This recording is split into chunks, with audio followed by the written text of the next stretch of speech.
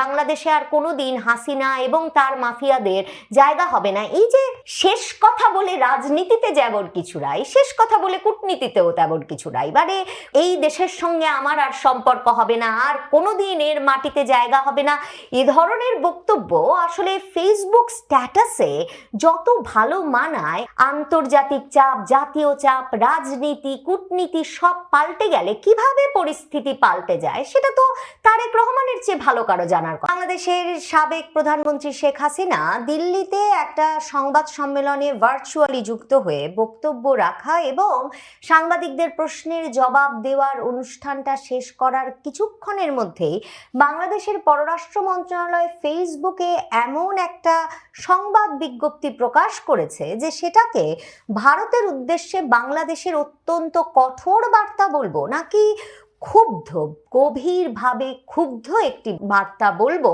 সেটা বলা মুশকিল। কারণ কড়া বার্তা বলার ক্ষেত্রে একটা সমস্যা হচ্ছে, প্রশ্ন জাগে পররাষ্ট্র মন্ত্রণালয় ভারতকে সরাসরি চিঠি না দিয়ে, ভারতের পররাষ্ট্র মন্ত্রণালয় সরাসরি চিঠি না দিয়ে, আমাদের পররাষ্ট্রমন্ত্রী, ভারতের পররাষ্ট্রমন্ত্রী বরাবর চিঠি না দিয়ে, কিংবা সবচেয়ে প্রাথমিক এবং সঙ্গত যে কূটনৈতিক প্রতিক্রিয়া দেখানোর প্রথা, সেটা হচ্ছে ভারতের রাষ্ট্রদূত দীনেশ ত্রিবেদীকে পররাষ্ট্র মন্ত্রণালয়ে ডেকে এনে কেন এই বার্তাটা দেওয়া হলো না, কিন্তু বরং একটা সংবাদ বিজ্ঞপ্তি নিজেদের ফেসবুক পেজে প্রকাশ করা হলো, তখন এটাকে আর ভারতের উদ্দেশ্যে করা বার্তা হিসেবে অভিহিত করা যায় নাকি এই বার্তাটি মূলত বাংলাদেশের সংবাদ মাধ্যম, বাংলাদেশের জনগণ, বিএনপি সরকারের সমর্থক, তাদের নেতা কর্মী, এদেরকে ঠান্ডা রাখার জন্য প্রকাশ করা হলো সেটা বলা মুশকিল। মানে এমন কড়া বার্তা দিয়ে পররাষ্ট্র মন্ত্রণালয় এই সংবাদ বিজ্ঞপ্তির মাধ্যমে যে এতে ঠিক কূটনৈতিক ভাষার প্রয়োগ হয়েছে, সম্ভবত বিএনপি সরকারের অত্যন্ত ঘনিষ্ঠ জনদের পক্ষেও যারা কূটনৈতিক ভাষা সম্পর্কে কিছু মাত্র বিবেচনা রাখেন বলা মুশকিল হবে। মানে এমন সব চরম শব্দাবলী ব্যবহৃত হয়েছে, এমন সব চরম কথাবার্তা হয়েছে যে প্রশ্ন জাগে এই বার্তার পরে কি, এই বার্তার পরে বাংলাদেশ সরকারের পরিকল্পনাটা কি, ভারতের মতো একটা রাষ্ট্রের সঙ্গে বাংলাদেশ কি আর সম্পর্ক রাখবে বা রাখতে চায়, তারেক রহমান সরকার কি এই হাসিনা ইস্যুতে ভারতের সঙ্গে সকল সম্পর্ক ছিন্ন করে ফেলতে চায়। এই বার্তাটি এমন অনেক প্রশ্নের জন্ম দিয়েছে। শেখ হাসিনাকে সংবাদ মাধ্যমের সঙ্গে কথা বলার সুযোগ দেওয়ায় তারেক রহমান সরকার ক্ষুব্ধ হয়েছেন, সেটা বোধহয় একটা স্বাভাবিক প্রতিক্রিয়া, এবং সরকার যে ক্ষুব্ধ হবেন সেটা কিন্তু শেখ হাসিনার এই সংবাদ সম্মেলনের খবর প্রচারিত হওয়ার পর থেকেই তারেক রহমান সরকার জানাচ্ছিলেন। তারা বলছিলেন ভারতের রাষ্ট্রদূত দীনেশ ত্রিবেদীকে তারেক রহমানের পররাষ্ট্র মন্ত্রণালয় বিষয়ক উপদেষ্টা হুমায়ুন কবির ডেকে এনেছিলেন। তিনি ডেকে এনে দীনেশ ত্রিবেদীকে বলেছিলেন যে শেখ হাসিনা যাতে দিল্লিতে বসে রাজনৈতিক বক্তব্য দিতে না পারে সে ব্যাপারটা যাতে ভারত সরকার দেখে। এবং পররাষ্ট্র প্রতিমন্ত্রী শামা ওবায়েদ তিনি বলেছিলেন আমরা কাকে জানাবো ভারত সরকারে, আমাদের এত সময় নাই যে শেখ হাসিনা ভারতে বসে কখন কি বলবেন সেদিকে সরকার কান পেতে থাকবে, আমরা সবসময় বলি রাজনৈতিক বক্তব্য দেওয়া যাবে না, কিন্তু আমরা জানি না আমরা কাকে জানাবো ভারত সরকারের। এটার এই যে একটা ফ্রাস্ট্রেশন, হতাশা বাংলাদেশ সরকারের, তার একটা কারণ হতে পারে এই শামা ওবায়েদ পররাষ্ট্র প্রতিমন্ত্রী আমাদের জানিয়েছিলেন যে 2025-এর মে থেকে ভারত সরকার যে পুশিং করছে, মানে বাংলাদেশিরা অবৈধভাবে অনুপ্রবেশ করে ভারতে গেছেন এই অভিযোগে যে এই ব্যক্তিদেরকে ধরে এনে সীমান্তে এলাকায় রেখে দিয়ে হঠাৎ করে রাতের অন্ধকারে সীমান্ত দিয়ে ঢুকিয়ে দিচ্ছে ভারত, সেই পুশিনের বিষয়ে বাংলাদেশ সরকার এ পর্যন্ত 12 থেকে 13টি চিঠি লিখেছে কিন্তু কোনো জবাব পায়নি, সে কথা শামা ওবায়েদ জানিয়েছেন। আসলে তাদের আর কারো সঙ্গে কথা বলার কোনো উপায় নাই বা কথা বললে লাভ নাই, এমন একটা হতাশাজনক অবস্থাতেই কি সরকার ভারত সরকারকে চিঠি না দিয়ে, ভারত সরকারকে কড়া বার্তাটা না পাঠিয়ে বাংলাদেশের পররাষ্ট্র মন্ত্রণালয়ের ফেসবুক পেজে একটা প্রেস বিজ্ঞপ্তি দিয়ে বাংলাদেশের সংবাদ মাধ্যমে পররাষ্ট্র মন্ত্রণালয় কত কঠিন অবস্থান নিয়েছেন সেটা প্রকাশ করতে চাইছেন। সে কারণেই চিঠি নয়, রাষ্ট্রদূতকে তলব নয়, পররাষ্ট্র মন্ত্রণালয়ের তরফে ভারতের পররাষ্ট্র মন্ত্রণালয়কে কোনো বার্তা পাঠানো নয়, ফোন নয়, কিচ্ছু কিচ্ছু নয়, নট ভার্বাল নয়, একেবারেই ঘটনাটা এভাবে ঘটানো হলো যে একটা প্রেস বিজ্ঞপ্তি ছুড়ে দেওয়া হলো। সেই প্রেস বিজ্ঞপ্তির ভাষা ভীষণ রকমের কঠোর। সেখানে সরাসরি বলা হয়েছে যে বাংলাদেশ ভীষণভাবে ক্ষুব্ধ যে ভারত সরকার শেখ হাসিনাকে ভারতে গণমাধ্যমের সাথে সরাসরি মত বিনিময় করার সুযোগ করে দিয়েছে এবং তারা সেখানে শেখ হাসিনাকে পলাতক, দণ্ডপ্রাপ্ত এবং জেনোসাইডার, গণহত্যাকারী হিসেবে অভিহিত করেছে। পররাষ্ট্র মন্ত্রণালয় বলছে যে এর মাধ্যমে শেখ হাসিনা ও তার হেঞ্চম্যানরা, মানে এই ভাষাগুলো, মানে তার সাঙ্গপাঙ্গরা বাংলাদেশ রাষ্ট্র ও দেশের জনগণের বিরুদ্ধে বিষোদ্গার করেছেন, মানে ভেনোমাস ভিট্রিয়ল এই করেছেন বলে ওই বিবৃতিতে বর্ণনা করা হয়েছে। এবং বলা হয়েছে যে এই আয়োজন বাংলাদেশ ভারত দ্বিপক্ষীয় সম্পর্ক পুনর্গঠনের উপর কি ধরনের প্রভাব ফেলতে পারে সে বিষয়ে ভারত সরকারকে আগেই উদ্বেগ জানানো হয়েছিল। তা সত্ত্বেও এমন একটা প্রকাশ্য অনুষ্ঠানের অনুমতি দেওয়ায় ঢাকা গভীর দুঃখ প্রকাশ করছে। এখন প্রশ্ন হচ্ছে কি ধরনের সম্পর্কে কি ধরনের প্রভাব পড়বে বলে বাংলাদেশ সরকার আগেই জানিয়েছিল। নানা রকম খবর প্রকাশিত হয়েছে বটে। হুমায়ুন কবির দীনেশ ত্রিবেদীকে ডেকেছেন, পররাষ্ট্রমন্ত্রী খলিলুর রহমানের সঙ্গে দীনেশ ত্রিবেদীর বৈঠকটা হয়েছে। অবশেষে মানে পররাষ্ট্রমন্ত্রী খলিলুর রহমান সেই বৈঠকটা করতে বাধ্য হয়েছেন।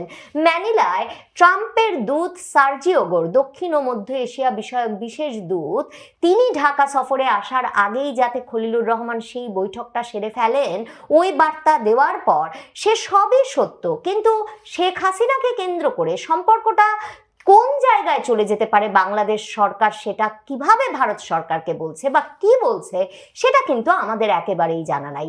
তার মানে কি বাংলাদেশ এখন ভারতের সাথে সম্পর্কটা ছিন্ন করে ফেলবে? তারেক রহমানের যে বিমস্টেক সভাপতি হিসেবে তিনি ব্রিক্স সম্মেলনে যোগদানের যে আমন্ত্রণ পেয়েছেন সেপ্টেম্বরে, তাতে সাড়া দেওয়ার সম্ভাবনা খুবই কম। সেটা এরই মধ্যে মানবজমিন সহ নানা পত্রিকায় প্রকাশিত হয়েছে। তার মানে তারেক রহমানের ভারত সফর হয়তো শিগগিরই হচ্ছে না। অনেকেই প্রশ্ন তুলতে পারেন ভারত সরকারও কি সেটা চায়? চাইলে কি তারা আসলে বিমস্টেক সভাপতি হিসেবে তারেক রহমানকে দাওয়াত দিত, নাকি বাংলাদেশের প্রধানমন্ত্রী হিসেবেই দিত? কিন্তু প্রশ্ন উঠছে যে এই যে ভারত সরকারকে উদ্দেশ্য করে বা বাংলাদেশের ভোটারদের মধ্যে, বাংলাদেশের সমর্থকদের মধ্যে হাততালি পেতে বাংলাদেশের পররাষ্ট্র মন্ত্রণালয় এমন একটা বিবৃতি দিল, এর পরিণতি কি? মানে এরপর ইরান যুদ্ধের মতো কোনো সংকটকালে বাংলাদেশ সরকার কি ভারত সরকারের কাছ থেকে জ্বালানি সহায়তা সহ কোনো সহায়তা চাইবে না? মানে ইরান যুদ্ধ শুরু হলো পরে হঠাৎ যখন সারা পৃথিবীতে তীব্র জ্বালানি সংকট, বাংলাদেশকে কিন্তু তার সীমান্ত লাগোয়া প্রতিবেশী দেশ হিসেবে, মানে বাংলাদেশটার তো তিন দিকে ভারত, সেই দেশ হিসেবে ভারতের কাছেই কিন্তু ডিজেল সরবরাহ চাইতে হয়েছিল। এবং ভারত তখন তাদের সংকটকালেও যে বাংলাদেশে ডিজেল সরবরাহ অব্যাহত যাতে থাকে সেই ব্যবস্থা করেছিল, সেটা কিন্তু ভারত সরকার কয়েক দফা নানা সূত্রে উল্লেখ করে জানিয়ে দেওয়ার প্রয়োজন বোধ করেছে। এমনকি ইউনূস আমলে এত যে ভারত বিদ্বেষ কিন্তু খুবই তাৎপর্যপূর্ণ এবং উল্লেখযোগ্য এবং কিছুতেই ভুলে যাওয়ার মতো নয় যে ভারতের কিন্তু বাংলাদেশে বাণিজ্য কয়েক গুণ বৃদ্ধি পেয়েছে ইউনূস আমলে। এমনকি এই যে চাল, পেঁয়াজ এসব অনেক ক্ষেত্রে সিঙ্গাপুরে বরং ইউনূস সরকারের ঘনিষ্ঠ একদল কমিশন খেতে ভারতের চাল, পেঁয়াজ সিঙ্গাপুর হয়ে আনিয়েছে বটে, কিন্তু ভারতের ব্যবসাটা খুব ফুলে ফেপেই কিন্তু উঠেছে ইউনূস আমলেও বাংলাদেশে। এখন ভারত সরকারের তো কোনো অসুবিধা নাই, তারা সবই অর্থের বিনিময়ে বিক্রি করছে। এবং যদি বাংলাদেশে ভারত বিদ্বেষী রাজনীতিকে উস্কে রেখে ভারতের বাণিজ্যটা বাংলাদেশে ঠিকঠাক মতো চলতে পারে, তাহলে ভারত সরকারের যে উদ্বিগ্ন হওয়ার কোনো কারণ নাই। সম্ভবত সেটা খুব পরিষ্কার হয় বাংলাদেশের উদ্বেগের জবাবে কিন্তু ভারতের পররাষ্ট্র মন্ত্রণালয়ের মুখপাত্র রণধীর জয়সওয়াল, তাকে যখন ভারতীয় সাংবাদিকরাই তাদের পররাষ্ট্র মন্ত্রণালয়ে প্রশ্ন করেছিলেন যে বাংলাদেশ তো উদ্বিগ্ন, আপনারা নাকি শেখ হাসিনাকে একটা অনুষ্ঠানের আয়োজন করতে দিচ্ছেন, তখন রণধীর জয়সওয়াল বলেছিলেন এ বিষয়ে ভারত সরকারের বক্তব্য একটাই, সেটা হচ্ছে একটা বেসরকারি সংগঠন শেখ হাসিনার এই অনুষ্ঠানের আয়োজন করেছে, তার সঙ্গে ভারত সরকারের কোনো লেনাদেনা, কোনো সম্পর্ক নাই।